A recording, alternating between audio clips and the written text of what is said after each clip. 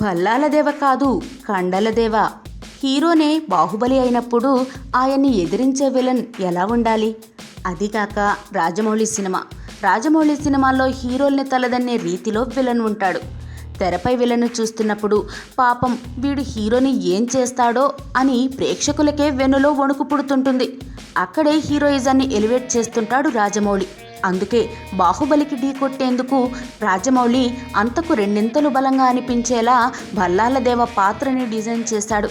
ఆ పాత్రని పోషించేందుకు రానాని ఎంచుకున్నాడు. బాహుబలి చూడగానే రాజమౌళి లెక్కలు ఎంత కరెక్టో మరోసారి తెలిసొచ్చాయి. అయితే బాహుబలి 2 కోసం రానా మరింత భీకరంగా మారాడు.